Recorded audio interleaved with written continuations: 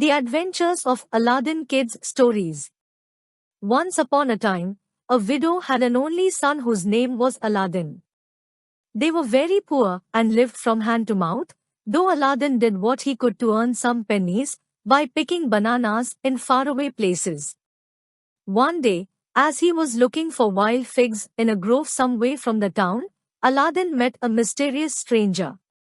This smartly dressed dark-eyed man with a trim black beard and a splendid sapphire in his turban asked Aladdin an unusual question. "Come here, boy," he ordered. "How would you like to earn a silver penny?" "A silver penny," exclaimed Aladdin. "Sir, I'd do anything for that kind of payment. I'm not going to ask you to do much. Just go down that manhole. I'm much too big to squeeze through myself. If you do as I ask, you'll have your reward." The stranger helped Aladdin lift the manhole cover, for it was very heavy. Slim and agile as he was, the boy easily went down. His feet touched stone and he carefully made his way down some steps, and found himself in a large chamber. It seemed to sparkle, though dimly lit by the flickering light of an old oil lamp. When Aladdin's eyes became used to the gloom, he saw a wonderful sight: trees dripping with glittering jewels, pots of gold and caskets full of priceless gems.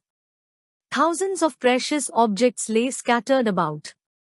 It was a treasure trove.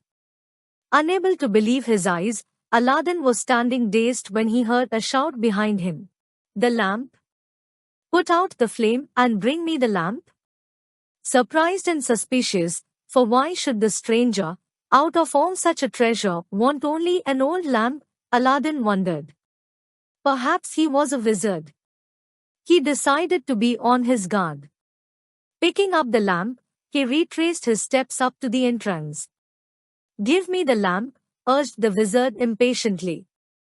"Hand it over," he began to shout, thrusting out his arm to grab it, but Aladdin cautiously drew back. "Let me out first." "Too bad for you," snapped the stranger, slamming down the manhole cover, never noticing that, as he did so, a ring slid off his finger. A terrified Aladdin was left in pitch darkness, wondering what the wizard would do next. Then he trod on the ring. Aimlessly putting it on his finger, he twisted it round and round. Suddenly the room was flooded with a rosy light, and a great genie with clasped hands appeared on a cloud.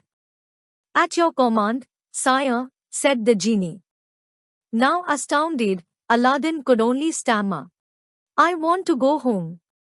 In a flash he was back in his own home, though the door was tightly shut. "How did you get in?" called his mother from the kitchen stove, the minute she set eyes on him. Excitedly, her son told her of his adventures. "Where's the silver corn?" his mother asked.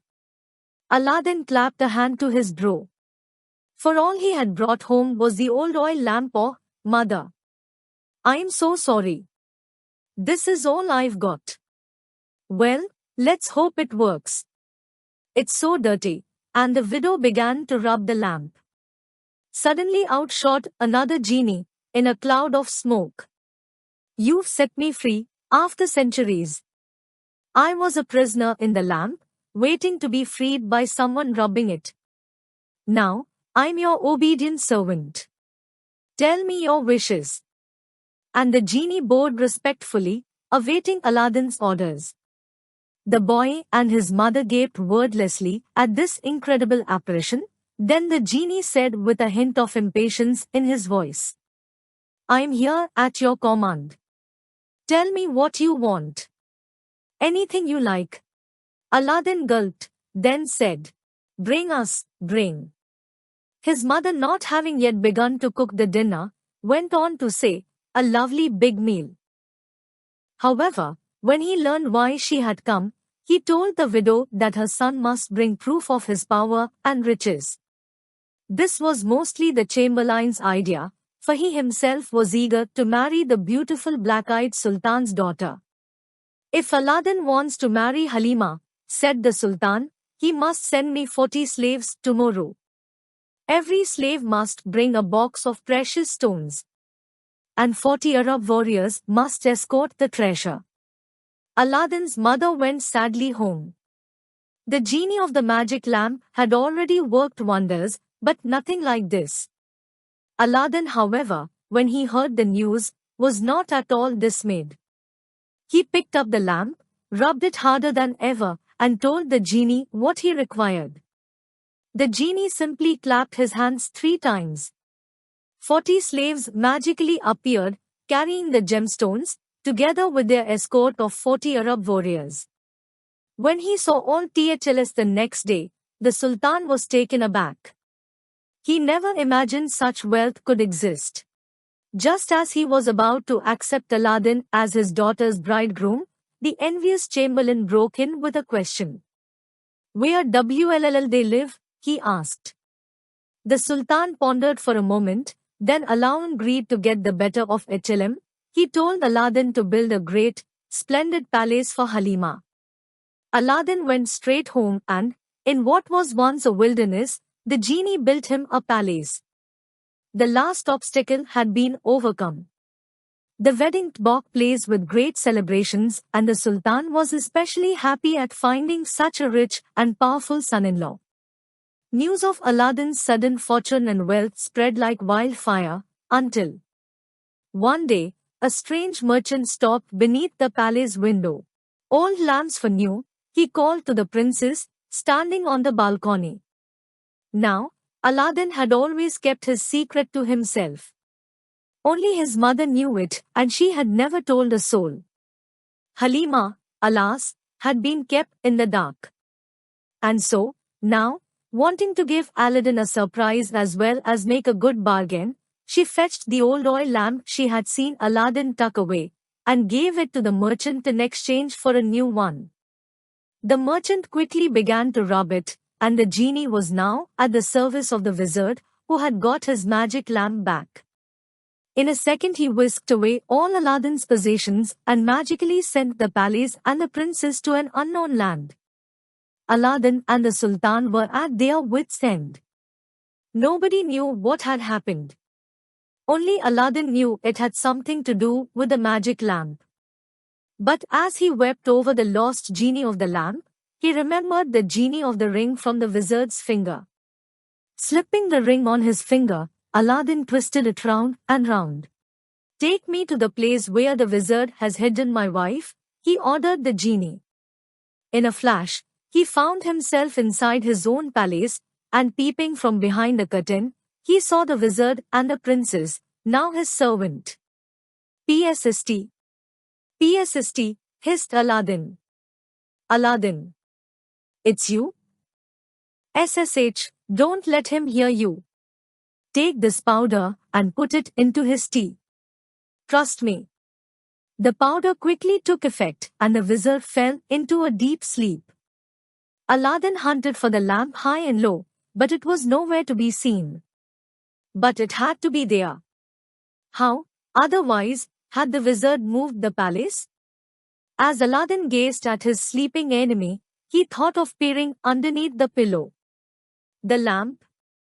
At last, sighed Aladdin, hastily rubbing it. "Welcome back, master," exclaimed the genie. "Why did you leave me at another service for so long?" "Welcome," replied Aladdin. "I am glad to see you again. I have certainly missed you. It's just as well I have you by me again." "At your command," smiled the genie.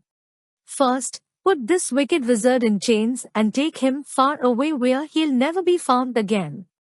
The genie grinned with pleasure, nodded his head, and the wizard vanished. Halima clutched Aladdin in fear. "What's going on? Who is that genie?" "Don't worry, everything is all right," Aladdin reassured her, as he told his wife the whole story of how he had met the wizard and found the magic lamp that had enabled him to marry her. Everything went back to normal, and the happy pair hugged each other tenderly. "Can we return to our own kingdom?" the princess asked timidly, thinking of her father, so far away. Aladdin glanced at her with a smile. The magic that brought you here will take you back, but with me at your side, forever. The Sultan was almost ill with worry. His daughter had disappeared along with the palace, and then his son-in-law had vanished too. Nobody knew where they were, not even the wise men hastily called to the palace to divine what had happened. The jealous chamberlain kept on repeating, "I told you Aladdin's fortune couldn't last." Everyone had lost all hope of ever seeing the missing pair again, when far away, Aladdin rubbed the magic lamp and said to the genie, "Take my wife, myself and the palace back to our own land, as fast as you can." "In a flash, sire," replied the genie. At the snap of a finger, the palace rose into the air and sped over the Sultan's kingdom, above the heads of his astonished subjects. It gently floated down to earth and landed on its old site. Aladdin and Halima rushed to embrace the Sultan. To this very day, in that distant country, you can still admire the traces of an ancient palace which folk call the palace that came from the skies.